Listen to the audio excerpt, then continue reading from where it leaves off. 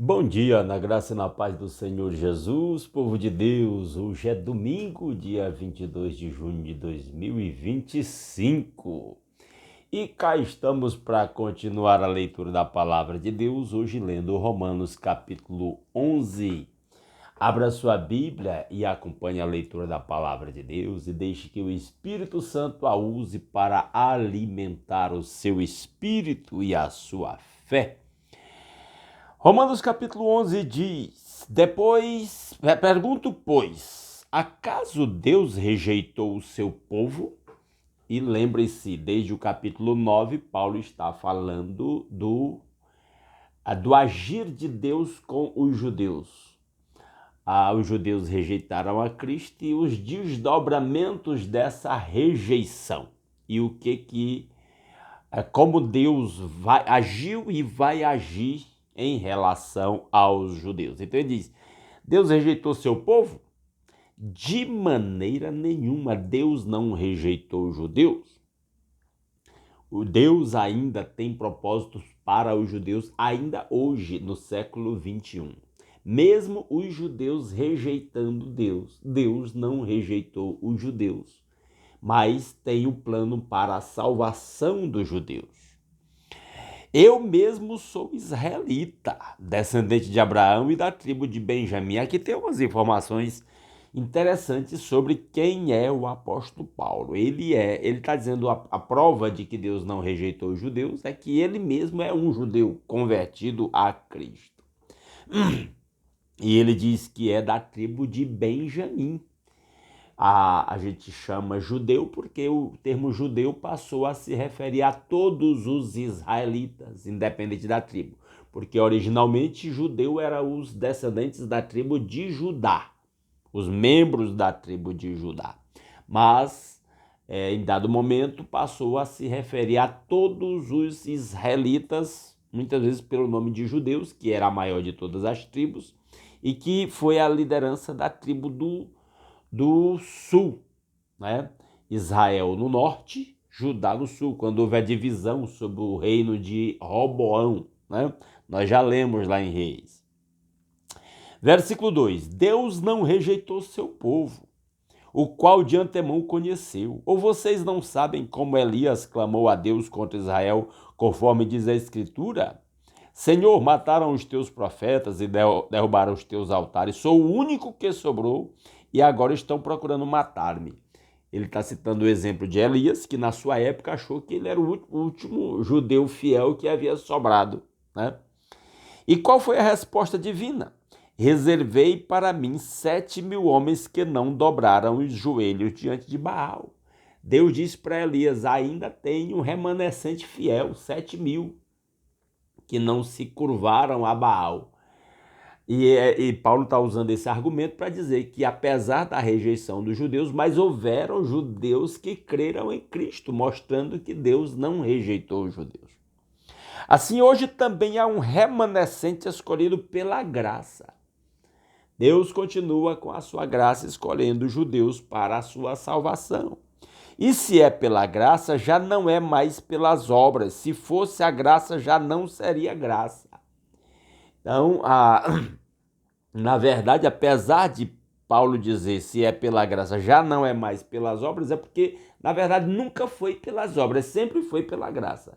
O detalhe é que Tiago vai chamar a atenção de que a fé se demonstra pelas obras, né? Mas toda a vida foi pela graça. E se é pela graça, já não é mais pelas obras. Se fosse, a graça já não seria graça. Então, sempre foi pela graça.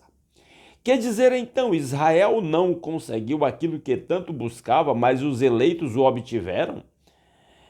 Os demais foram endurecidos, como está escrito: Deus lhes deu um espírito de atordoamento, olhos para não ver e ouvidos para não ouvir, até o dia de hoje. Ele está falando de novo dos que se endureceram e não creram em Cristo. E Davi diz que a mesa deles se transforma em laço e armadilha, pedra de tropeço e retribuição para eles.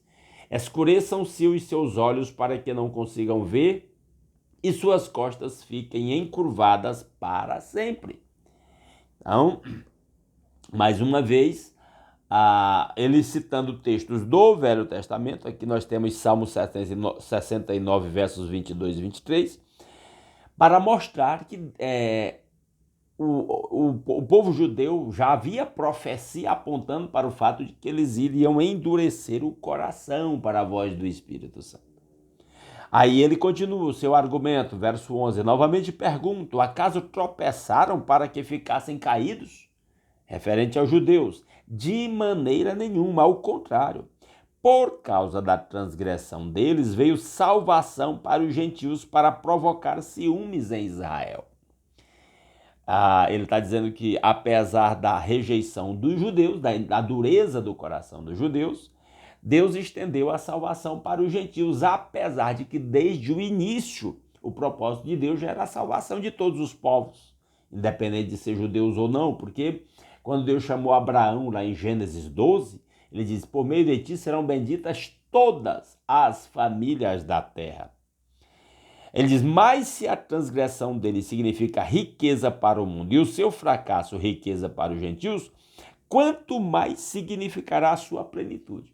Esse argumento aqui é interessante porque muita gente, e aqui eu faço uma palavra de alerta, diz, graças a Deus que os judeus rejeitaram a Cristo e por isso a salvação nos alcançou.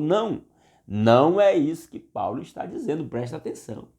Ele está dizendo que apesar da rejeição deles, Deus usou essa rejeição e se voltou para salvar os gentios, né? Ele disse, já imaginou, o final do versículo 12, nós podemos parafrasear assim, já imaginou se eles têm recebido a Cristo? A salvação ia ser, como se ele dissesse, ia ser muito mais abrangente e abençoar muito mais os gentios. Aí ele continua dizendo, estou falando a vocês, gentios, estou escrevendo para vocês que não são judeus. Visto que sou apóstolo para os gentios, exalto o meu ministério. Paulo tinha uma consciência de um chamado para alcançar gentios, pessoas não judias, para a salvação. Na esperança de que, de alguma forma, possa provocar ciúmes em meu próprio povo e salvar alguns deles. Ele está dizendo, quando o judeu vê pessoas não judias se convertendo ao evangelho, isso provoca uma espécie de ciúmes neles e Deus usa isso para salvar alguns deles, né? Que é um argumento interessante. Verso 15. Pois se a rejeição deles é a reconciliação do mundo, olha a pergunta, o verso 15, que eu acabei de explicar quando li o verso 12. O que será a sua aceitação, senão vida dentre os mortos? Ele diz, quando eles se converterem em massa, ele de certa forma está anunciando isso. Os judeus ainda vão se converter em massa, vai haver um grande mover do Espírito no meio dos judeus e eles vão se converter. Ele disse, e o resultado disso vai ser vida dentre os mortos. É uma maneira de dizer que a salvação vai ser muito mais abrangente quando eles se converterem. Se é santa a parte da massa que é oferecida como primeiros frutos, que eram os judeus, toda a massa também o é. E se a raiz é santa, os ramos também o são. Então, os patriarcas eram escolhidos de Deus, os seus descendentes também o serão, né? Alguns já estavam sendo, já na época de Cristo, já na época do apóstolo Paulo, do ministério do apóstolo Paulo, e é como se ele estivesse anunciando aqui uma aceitação dos judeus, uma conversão em massa, um grande mover do Espírito no meio dos judeus. Verso 17, se alguns ramos foram cortados e você, sendo oliveira brava, foi enxertada entre os outros e agora participa da seiva que vem da raiz da oliveira cultivada, não se glorie contra esses ramos. Quem são os ramos que foram cortados? Os judeus. Quem era a oliveira brava? Nós que não somos judeus. Fomos enxertados no tronco, que é a fé dos patriarcas, o tronco. Ele diz, mas isso não é motivo de nós nos gloriarmos. Cuidado, não podemos bater no peito e acharmos que agora Deus nos escolheu e rejeitou os judeus e pronto. Não.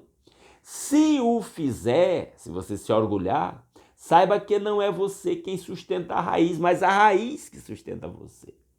A raiz vem dos patriarcas, dos judeus. Nós fomos enxertados nessa raiz. É uma figura que ele está usando. Então você dirá, os ramos foram cortados para que eu fosse enxertado. Está certo. Eles, porém, foram cortados devido à incredulidade.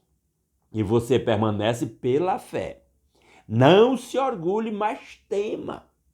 Por isso ele vai justificar por que nós devemos andar em temor e humildade. Pois se Deus não poupou os ramos naturais, também não poupará você, se você começar a se orgulhar.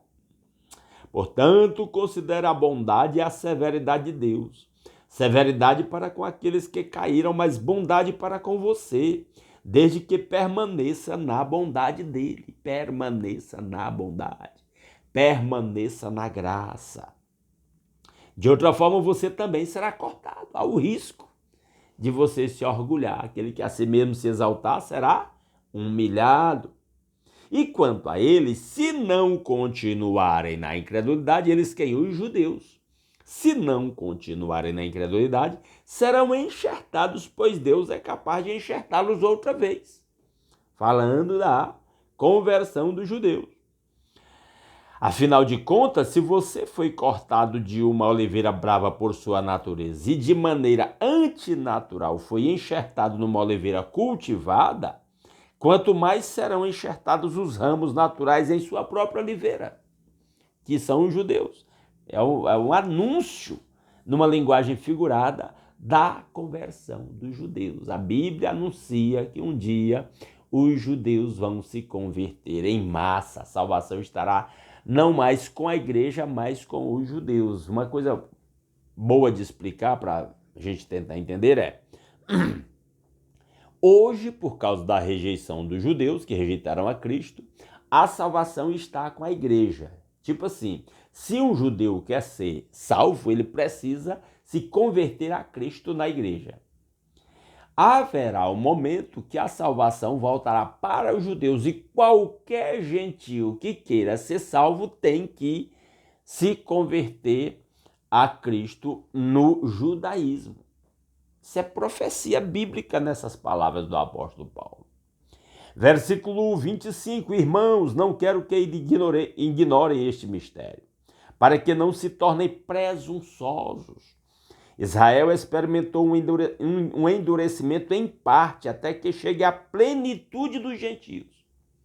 Vai chegar à plenitude dos gentios, quando o número de não-judeus tivesse completado. É o que ele chama aqui de plenitude dos gentios. Olha o verso 26. E assim todo Israel será salvo. Já tinha entendido isso? Todo Israel será salvo. Vai haver um grande mover do Espírito no meio do povo de Israel, quando a igreja completar o seu número, a igreja gentílica, nós, quando completarmos o número de salvos que Deus escolheu, aí a salvação volta para os judeus de novo. Como está escrito, virá de Sião o Redentor que desviará de Jacó a impiedade. Olha a profecia aí. E esta é a minha aliança com eles, quando eu remover os seus pecados. Aí ele continua, quanto ao evangelho, eles são inimigos por causa de vocês. Mas quanto à eleição, são amados por causa dos patriarcas. Eles têm a herança, a promessa feita aos patriarcas. Eles quem? Os judeus. Pois os dons e o chamado de Deus são irrevogáveis. O que Deus prometeu a Abraão, Isaque e Jacó, Deus não volta atrás. Por isso, Paulo está usando todo esse argumento para dizer que a salvação está com os gentios, pessoas que não são judias, mas ela vai voltar para os judeus um dia. E, amados irmãos, eu aproveito para dizer que eu, particularmente, vendo os desdobramentos dos acontecimentos na nossa época, está muito perto disso acontecer. Versículo 30. Assim como vocês, que antes eram desobedientes a Deus, mas agora receberam misericórdia graças à desobediência deles, assim também agora eles se tornaram desobedientes a fim de que também recebam agora misericórdia, graças à misericórdia de Deus para com vocês. Pois Deus sujeitou todos à desobediência para exercer misericórdia para com todos, e todos assim, seja judeu, seja não judeu. Aí ele canta um hino. Ó profundidade da riqueza, da sabedoria e do conhecimento de Deus! Quão insondáveis são os seus juízos, inescrutáveis os seus caminhos! Quem conheceu a mente do Senhor, ou quem foi seu conselheiro? Quem primeiro lhe deu para que ele o recompense? Pois dele, por ele e para ele são todas as coisas. Glória a ele seja a glória para sempre.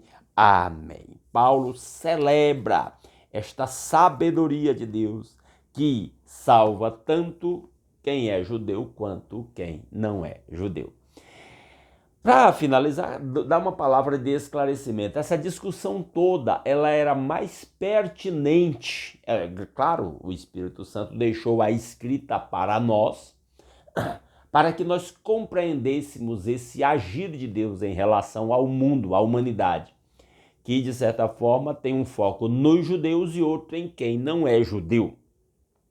Mas isso era muito mais, vamos dizer assim, pertinente ou necessário para aquela igreja de Roma, para a qual Deus está escrevendo, porque ali haviam cristãos, tanto judeus quanto não judeus. Hoje, como na maioria das nossas igrejas aqui no Brasil, nós temos mais, aliás, a maioria das igrejas que eu conheço não tem nenhum judeu. Já ouvi falar de igreja cristã que tem judeu aqui no Brasil. Mas é uma minoria muito pequena. Então, isso a gente não está muito focado nisso. Mas para eles isso fazia total sentido, porque a comunidade cristã em Roma estava cheia de judeus e de não-judeus naquela comunidade. Mas, como eu disse, o Espírito Santo deixou isso escrito para a nossa edificação e para a nossa compreensão, vamos dizer assim, do modo de Deus agir para estendendo a sua salvação tanto para judeus quanto para gentios. Que ele mesmo aplique a sua palavra aos nossos corações. Amém? E amanhã a gente continua lendo Romanos capítulo 12. Não saia sem deixar um like nesse vídeo se você gostou desse conteúdo. Se você puder, comenta aí o que você achou desta leitura, a compreensão que você teve disso. Deixa o seu pedido de oração e eu me comprometo a orar pelo seu pedido de oração. Leia os pedidos de oração dos seus irmãos e vamos orar uns pelos outros, tá certo? E se puder, compartilhe esse vídeo aí nas suas redes sociais, nos seus grupos de WhatsApp, para alcançar outras pessoas. E se alguém está assistindo esse vídeo pela primeira vez, gostou desse conteúdo e quer continuar acompanhando a leitura comentada de um capítulo da Bíblia até concluirmos a leitura da Bíblia toda, convido a se inscrever no nosso canal, ok? Aguardo vocês aqui amanhã às 5h30 da manhã. Grande abraço a todos.